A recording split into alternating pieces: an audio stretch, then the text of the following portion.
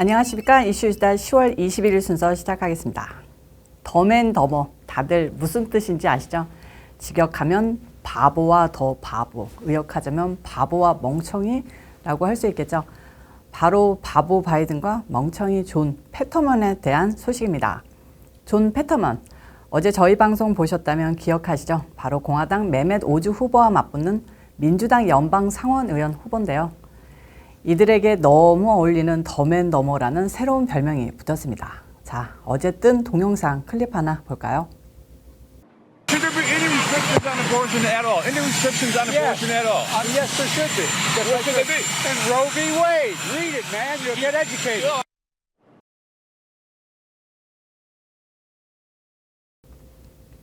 기자가 바이든에게 질문합니다. 어떤 형태로든 낙태 규제가 필요하다고 생각하지 않습니까? 바이든이 답합니다.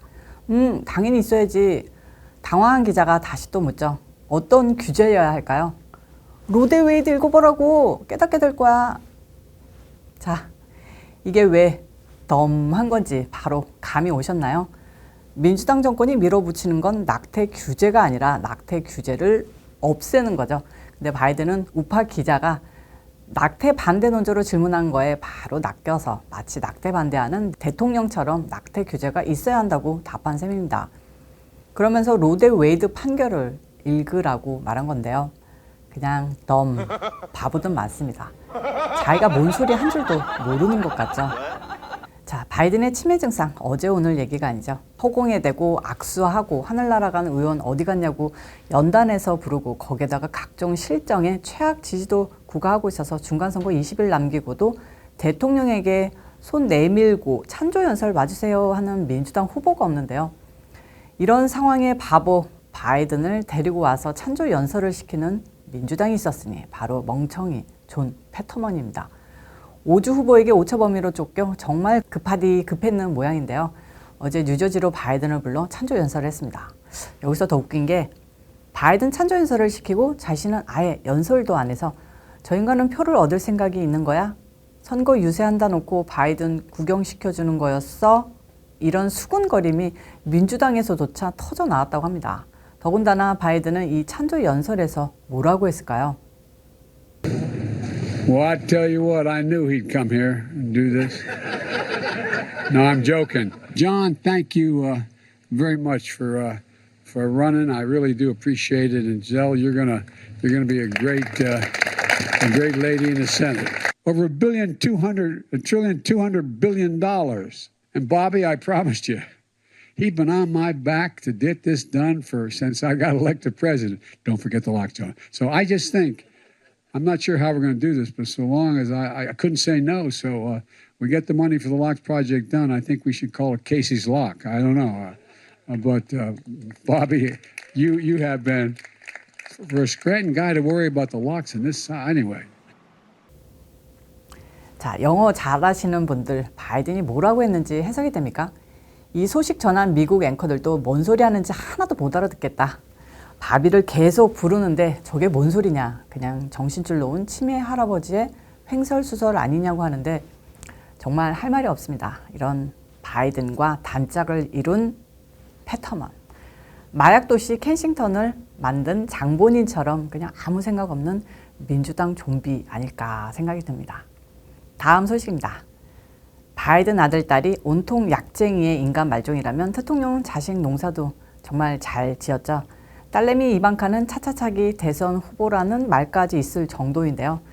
그 남편 제러드 쿠시너도 단순히 이방카 트럼프의 후광을 입은 사람이 아니고 그 개인이 아주 뛰어난 사업가이기도 합니다. 이 쿠시너 가족이 운영하는 부동산 기업이 43억 달러, 하나로 약 6조 2천억 원 규모의 M&A를 추진 중이라는 소식이 전해져 좌파들이 배 아파하고 있습니다. 월스트리트저널은 뉴욕 부동산 업계의 큰손인 쿠시너의 가족 기업이 뉴저지주의 아파트 임대업체인 베리스 레지던셜을 인수하겠다는 제안을 했다고 보도했습니다. 쿠시너 측은 현재 12달러대에 거래되는 베리스 레지던셜 주식을 16달러에 매입하겠다는 뜻을 전달했는데요. 이 베리스 레지던셜은 뉴저지 일대에서 7,700가구에 달하는 고급 아파트를 임대하는 사업자라고 합니다. 쿠시너 측의 제안이 성사될 경우 기업 가치는 43억 달러에 이를 것으로 분석되는데요.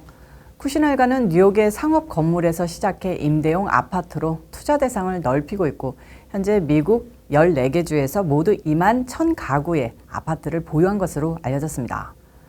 정말 트럼프 그룹 못지않은 대형 부동산 업체인데요.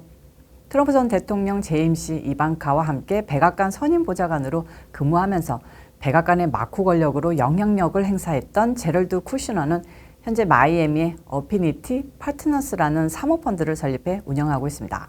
부동산 재벌 출신인 쿠시너는 금융투자 경험이 거의 없는데도 불구하고 30억 달러의 투자금을 유치했는데 특히 사우디아라비아의 실세인 무함마드 빈 살만 왕세자가 이끄는 국부펀드 퍼블릭 인베스트먼트 펀드가 20억 달러의 자금을 제공한 것으로 알려져 좌파들이 한동안 물어뜯으려 난리를 쳤었죠. 뭔가 흑막이 있었다면 벌써 난리가 났을 텐데 좌파들이 조용하다는 것은 그만큼 투명한 투자라는 거 아니겠습니까? 바이든 아들 사냥꾼과는 달리 별 의혹이 없다는 거죠. 제발 사회덕도 보면서 대통령이 2024년 큰 뜻 이룰 수 있기를 기원하고 또 기원해봅니다. 소식 하나 더 전해드리겠습니다. 미국 우파의 대들보로 선 인물, 바로 지구 두 번째로 억만장자 일론 머스크인데요. 우크라이나 전쟁에서 러시아 푸틴 대통령을 두둔했다고 좌파들에게 엄청나게 까이고 있는 머스크가 바이든이 장악한 미국 정부에게 트위터 인수 심사를 받게 됐습니다. 바이든 정부는 우파 성향의 일론 머스크를 엄청나게 불편해하고 있는 듯한데요. 블룸버그 통신은 현 조 바이든 행정부 관계자들이 머스크가 손댄 사업들 중 일부를 정부의 국가안보 심사 대상으로 올리는 방안을 논의 중이라고 전했습니다. 그리고 가장 첫 심사 대상은 트위터 인수 추진과 우크라이나의 무료 제공을 끊겠다고 발언했다가 절회한 적이 있는 스페이스X의 스타링크 위성통신 사업 등이 거론되고 있는데요. 바이든 정부 관리들은 트위터를 인수해 우파 플랫폼으로 대통령의 지지 발판으로 삼으려 한다거나 우크라이나 전쟁에서 푸틴과 그의 우크라이나 정책을 옹호하는 듯한 태도를 보이고 있는 점에 대해 불편해하고 있는 것이라고 합니다. 하지만 머스크가 벌이는 사업들을 국가안보 심사 대상에 올릴 것인지 여부에 대한 논의는 아직 초기 단계이며 그렇게 할 경우 연방정부가 어떤 수단을 사용할 수 있는지 따져보는 중이라고 블룸버그는 전했습니다. 국무부, 국방부, 국토안보부, 재무부 등 여러 부처가 관여하는 범부처 정부위원회인 대미 외국인 투자위원회 CFIUS를 통해 머스크가 벌이는 거래와 사업의 국가안보상 위험을 심사하는 방안이 거론되지만 이것이 법적으로 가능한지 여부는 확실치 않다는 게 취재원들의 설명이라고 합니다. 또 CFIUS 심사는 비공개로 열리며 심사를 하고 있다는 것을 확인해주는 경우도 드물고요. CFIUS는 이미 마무리된 거래도 심사할 권한이 있다고 하는데요. 엄청난 권한의 막강한 파워, 대미 외국인 투자위원회라는 조직 처음 알게 되는데 정말 띨스스러운 위원회가 아닌가 싶습니다.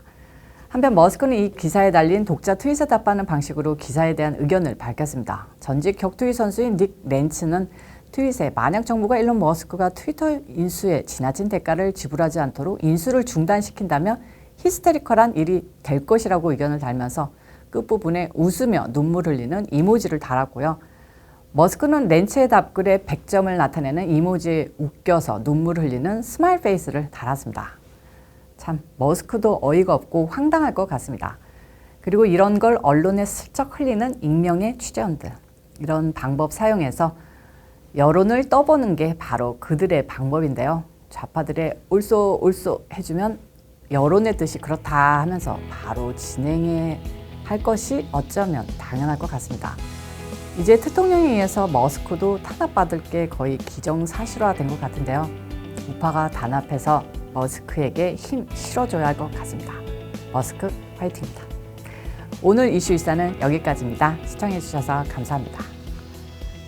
어제 제가 갑자기 추워진 날씨 탓에 제 목소리가 잠겨가지고 불편했었는데요. 오늘은 또 덥기까지 합니다. 온 날씨가 이런지 정말 변덕이 너무 심한데요. 여러분들 감기 안 걸리게 저처럼 운동 꼭 열심히 하시고요. 저는 지금 3일째 열심히 하고 있습니다. 그리고 보니까 새 구독자님들 많이 구독을 많이 해주셨는데요. 환영하고요. 새 구독자님들 그리고 기존 구독자님들 모두 가시기 전에 좋아요, 알림 설정까지 꾹꾹꾹 눌러주시고요. 저는 또 다음 영상에서 찾아오도록 하겠습니다. 빠이.